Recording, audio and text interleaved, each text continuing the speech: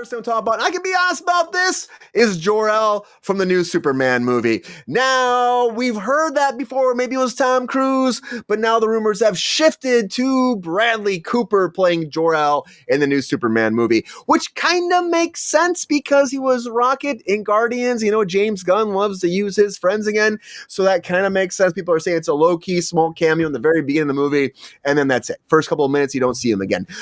So is that true? Is it not true? Again, this is a leak, so it's a rumor. We can't believe this yet. I think Tom Cruise still has a chance, even though I feel like it's probably not going to happen. But I just would love it. It's so random to have Tom Cruise in there as Jor-El, but we'll have to wait and find out more. But now the internet's going crazy. Jordan was like, guys, it's going to be Bradley Cooper. He sent me this like the next day, and I was like, okay, all right, man, calm down. We'll have to wait and find out because WB has had a lot of shifts, of course, and Zaslav is talking about firing the main film bosses over at WB. Woof. Mike DeLuca and Pam Babady. Now, why, you might be asking? Why would we get in the head of film? Because of Joker 2. And then Mickey 17 didn't do so great either. And so apparently they're really pissed. He's pissed off. He's like, what the hell's going on? I mean, I don't know if they're in a bad spot or not, but to me, honestly, yeah, Jor-El is the father of Superman. To me, come on. I mean, give him more chance. I mean, Joker 2 was just that was a fluke, if you ask me. I can't even imagine how that happened, but it just did horrible. But we also have Minecraft coming next, and maybe he sees right on the wall. That's not going to do that well either. I'm just saying. So maybe they're having some bad choices over at WB. We'll have to find out. Maybe Watson can figure it out, guys, because Watson's coming back for a second season. Now, of course, this is a procedural spin-off of Sherlock Holmes about Watson going back to be a medical professional again, having his own clinic. I know GR's excited about this. I think this show is good so far.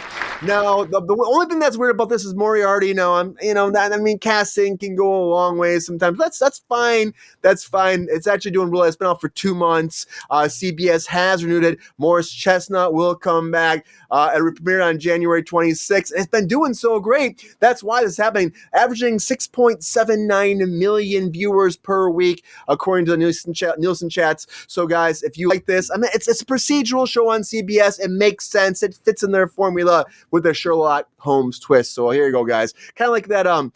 They had another Sherlock. Except for Dr. Moriarty. Yeah, it's okay, GR. I know it. Maybe it gets better. Maybe it gets better. I don't know. Maybe we'll have to wait and find out. But hopefully the business gets better. But that comes down to Fran Drescher, if you ask me.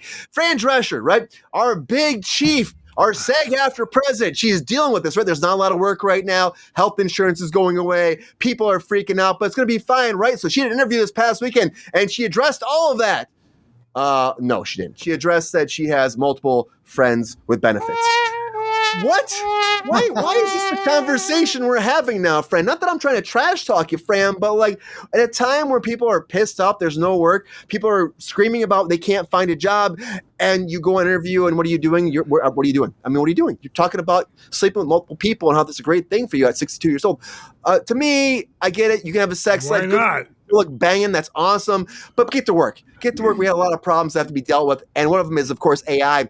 And Bob Iger came forward talking about AI and like the procedures with Disney moving forward. He said there's 3 things we're doing when it comes to AI. 3 things. First, we have to protect our IP. We're doing AI. Protect your IP. Make sure Mickey is still Mickey. So that's the main thing for him, too. Secondly, our creators are being respected. I don't know if I believe that one's going to happen because I think if they can use AI, they're going to push the creators aside. But okay, Bob. Okay, you say that's cool. And lastly, our customers are being considered and valued when this technology emerges rapidly, which I don't think you are because we've been fighting you over the AI thing. I like to think that it will be taken care of, integrated appropriately so people can keep their jobs and humans can still keep working. But again, it's the machines. We're going to be fighting the machines. Eventually, I think they will take over. And we're going to talk more about some AI stuff tonight because you'll see stuff that's been happening and slipping through the cracks already. Will that keep happening? Can we protect it? The nanny. The nanny is getting in there. That's all I can say. We'll have to wait and see how the AI. They're getting in the nanny. They're getting, GR. They really are. They're really, multiple people apparently are.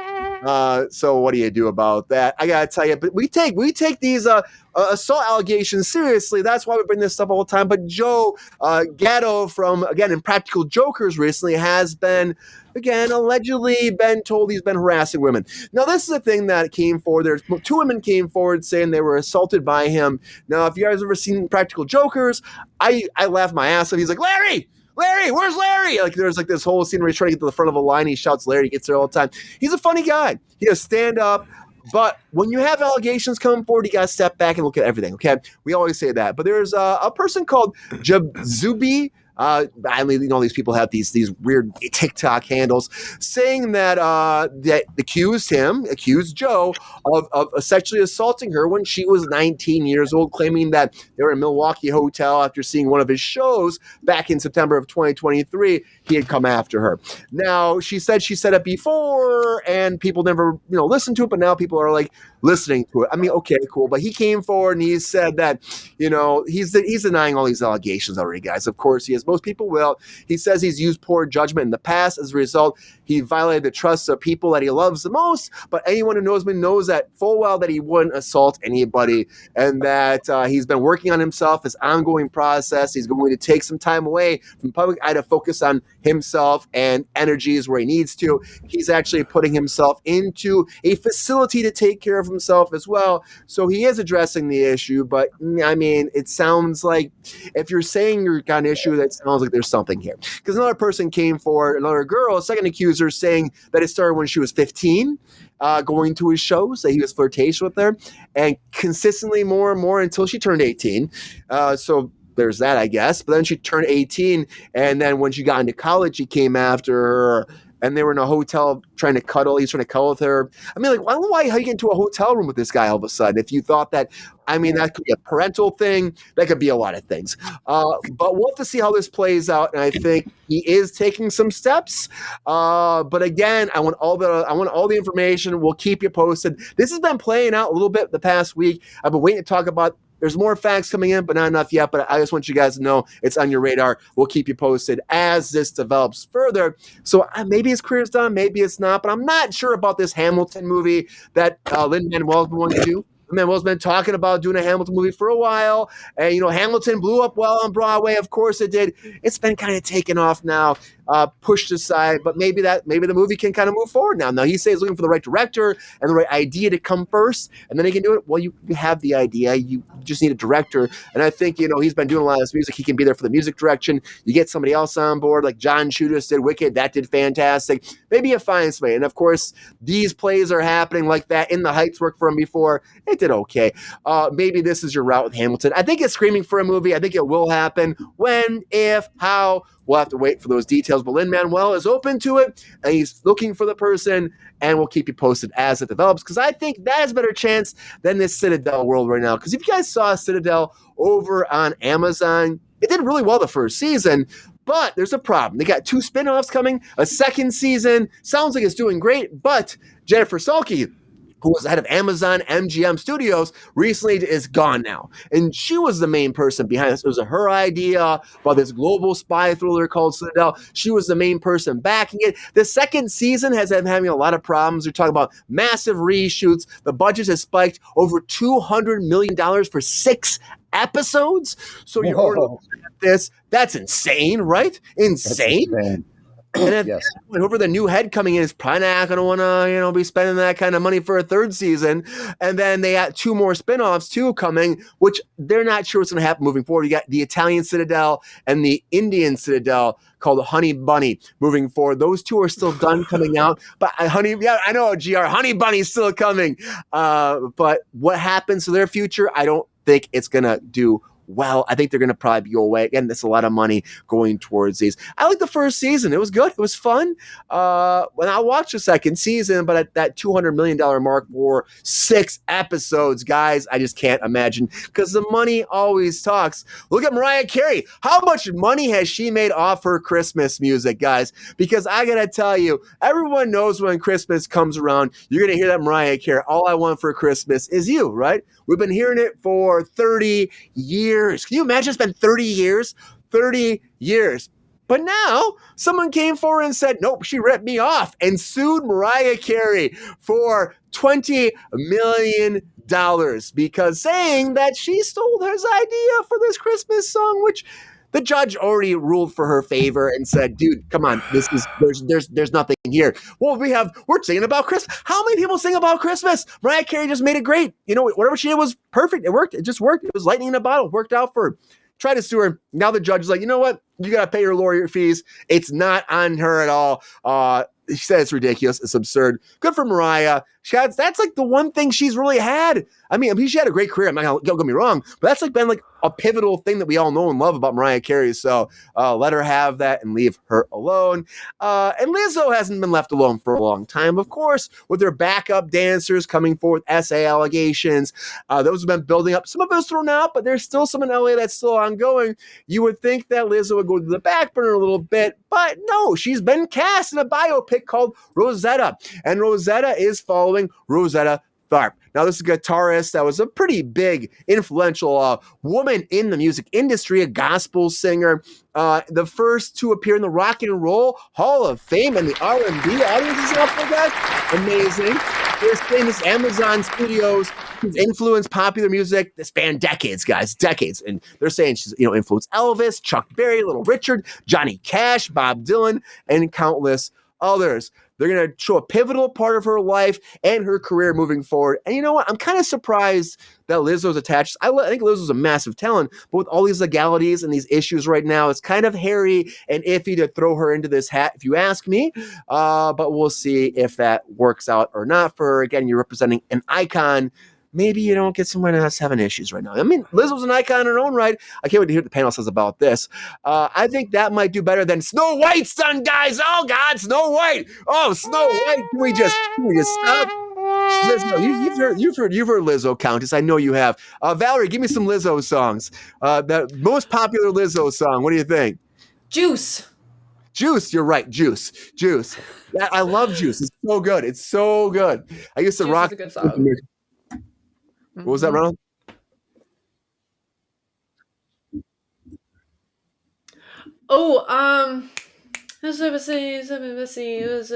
Pump me up. Yes. See, Yes. Oh my God. And that's the one line right now. GR's not buying this. He's like, oh, you don't listen to Not only Lizzo, is GR? she not, she's okay, but come on, guys. That woman is in the Rock and Roll Hall of Fame by default. She wasn't that. She was great in the 30s, but by the time rock and roll rolled around, she was in her 50s and over the hill. Sorry. Well, she still deserves to be in the Rock and Roll Hall of Fame, though, GR, right? Well, in those days, they let anybody in, okay? Lizzo's a little complicated. A little complicated right now. I think Lizzo's still a massive talent, but a little complicated. I think she's been taking that Ozempic a little bit, though, too. Getting it done. It's gone to her head. Yeah. But also the Snow White thing going on. I got to tell you about Snow White, because Snow White right now, it's second weekend. We made 40, I think it was like 43.5 million opening weekend. And you're like, wow, it's got to make good money the second weekend, right? Maybe the word of mouth has helped. No, not at all. We dropped down to $14.2 million second weekend. Woo! Oh, this thing's bombing worse every day. So much so, there was a line in the movie, which is just trending right now, where she goes, "Are you?" Where she says it to somebody like one of her henchmen, right?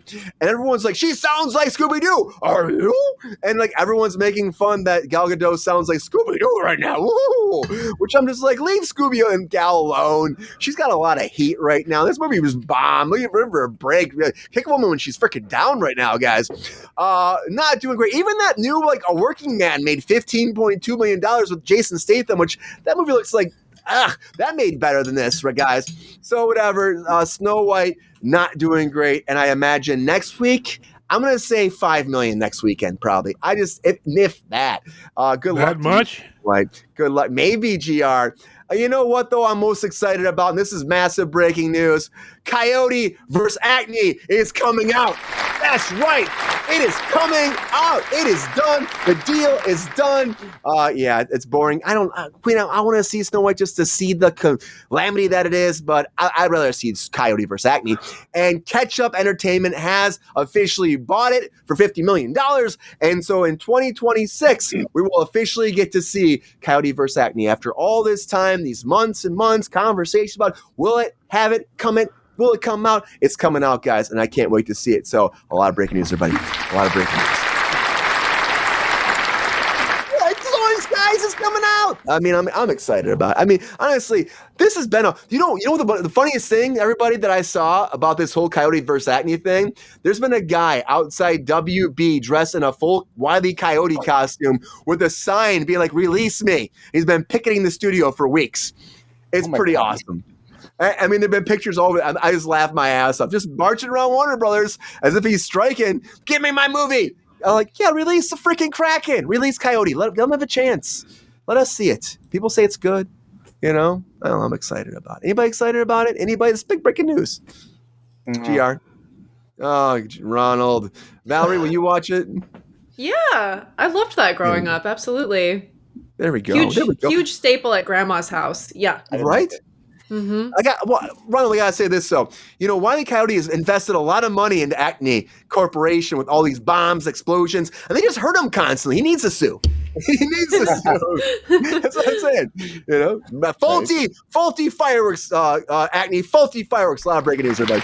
A lot of breaking news. Yo, player, if you enjoyed this video, please like and subscribe and hit the bell to be notified when we are live. And if you are able to join our Patreon, please join. Because the Pepestar needs more snickety snacks. Because I'm hungry. Holla back. Love y'all.